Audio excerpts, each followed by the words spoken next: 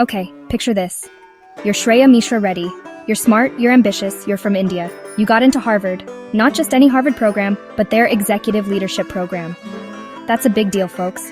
You've been hitting the books, acing those classes, probably surviving on questionable cafeteria food and copious amounts of coffee, all leading up to that glorious moment. Graduation. The cap, the gown, the handshake, the slightly awkward photo with a dean you've met twice. You can almost taste the celebratory biryani. She was admitted back in 2023, so she's close. The end was literally in sight, the culmination of years of hard work and dedication. Then, bam! Out of nowhere, the Trump administration decides to change the rules of the game. We're talking a full-blown policy shift, announced after July 2023, and it's a doozy. They've decided to block Harvard from enrolling international students. Imagine you're Shreya, pouring your heart and soul into your studies, your future plans meticulously laid out, and suddenly, the rug is pulled out from under you. It's not just about a piece of paper, it's about the career she's building, the opportunities she was counting on, especially those in the US post-graduation.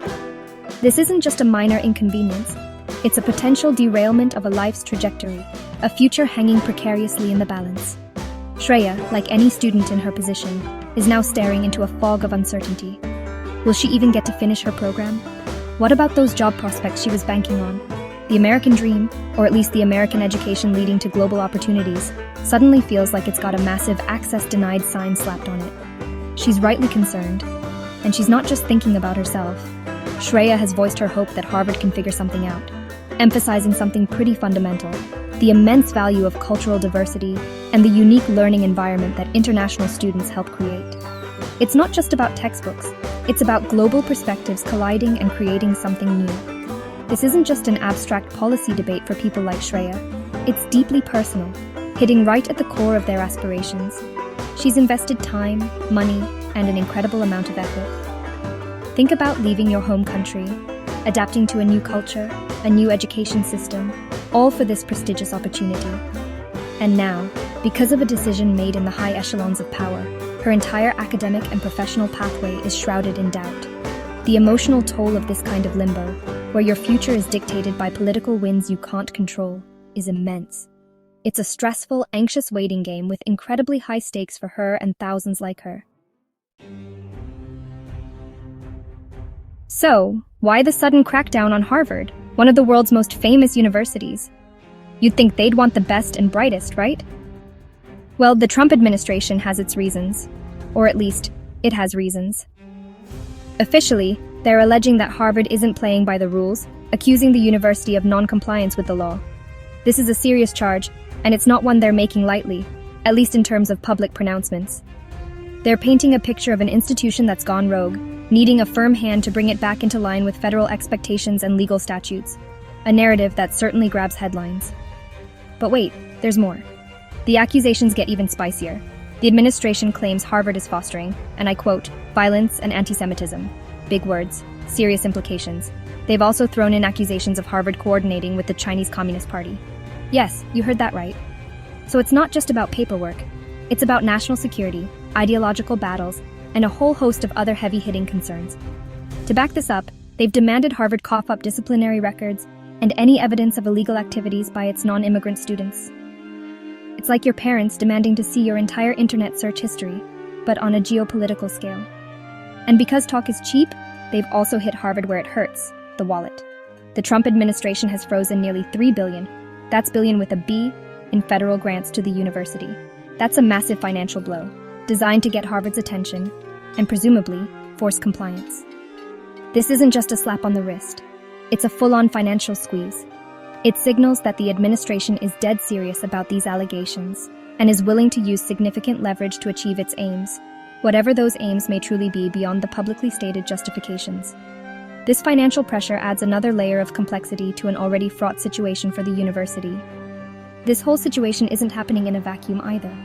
It's part of what many see as a broader crackdown on higher education institutions, especially those perceived as liberal, or those that have seen pro-Palestinian protests.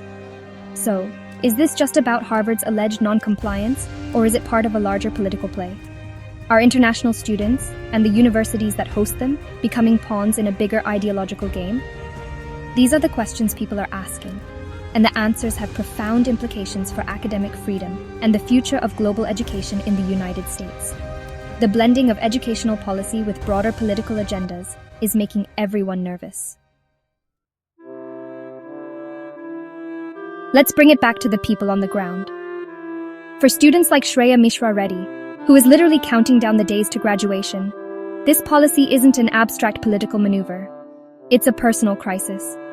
Her academic journey is on the verge of completion, but now, a giant question mark hangs over her degree, and crucially, her ability to pursue career opportunities in the United States. All that hard work, all those late nights, all those dreams of what comes next. Suddenly, it's all up in the air. The anxiety is palpable, a constant companion as she navigates this unexpected and unwelcome turmoil, a real-life cliffhanger she never asked for. And Shreya isn't alone in this bureaucratic nightmare. Harvard has around 6,800 international students. That's over a quarter of their entire student body. Think about that. We're talking about thousands of individuals whose lives have been thrown into chaos. Abdullah Shahid Sial, a junior from Pakistan studying applied math and economics, called the situation ridiculous and dehumanizing. Katsi, a Chinese student in her second year of a STEM program, was shocked, finding alternative options both troublesome and incredibly expensive. These aren't just statistics. These are real people, with real dreams, facing real, immediate consequences. The uncertainty ripples outwards, affecting students at every stage of their Harvard journey. Those who were just accepted and eagerly awaiting enrollment are now in limbo. Students halfway through their programs are wondering if they'll ever see their graduation day at Harvard. And for those like Shreya, nearing the finish line, the fear is that the goalposts have been moved unfairly, possibly out of reach. There's even talk that current students might need to transfer to U.S. universities just to keep their visas valid. Imagine the logistical nightmare, the emotional distress of having to uproot your life and studies yet again, all due to a policy change. Then there's the fear of travel. An unnamed South Korean student voiced concerns shared by many. What if they travel home for the summer? Will they even be allowed back into the U.S. to continue their studies? This re-entry anxiety is a heavy burden, forcing students to make difficult choices between seeing their families and safeguarding their academic futures. The policy has cast a long shadow of fear and anxiety over the entire international student community, turning dreams of American education into a source of profound stress and making everyday decisions incredibly complicated and fraught with potential peril. So, what's Harvard doing about all this? Are they just going to roll over and accept this new reality? Not quite. Harvard University, led by its president Lawrence S. Bacow and provost Alan M. Garber, has decided to fight back. They've filed a lawsuit against the Trump administration, calling this whole move unlawful. That's right, they're taking the government to court. Harvard is arguing that this policy isn't just bad for students, it's detrimental to the entire academic community, and frankly goes against the law. They are digging in their heels, ready for a legal battle. The university has made it clear. They are committed to their international students and scholars. They understand that these students aren't just numbers. They bring diverse perspectives, enrich the learning environment, and are integral to Harvard's identity as a global institution. This isn't just about protecting their enrollment figures or their reputation. It's about defending the very principles of academic exchange and international collaboration that they believe are essential for a world-class education. Harvard is essentially saying, these are our students, and we stand by them, a message that offers a sliver of hope to those affected. The implications of this ban, however, stretch far beyond Harvard's hallowed halls. This policy potentially affects around 1 million international students currently studying across the United States. That's a huge number of people whose lives and futures are now tinged with uncertainty. International bodies are also taking note. Beijing, for instance, has criticized the U.S. for politicizing education and has urged them to withdraw the ban. This isn't just a domestic U.S. issue. It has international diplomatic repercussions, straining relationships, and raising concerns about America's openness to global talent and academic freedom. As of today, May 24, 2025, the lawsuit is ongoing, and students like Shreya Mishra Reddy remain in an agonizing state of limbo. The emotional and professional uncertainty is immense. Will they be able to complete their degrees? Will their visas be honored? Can they plan for a future?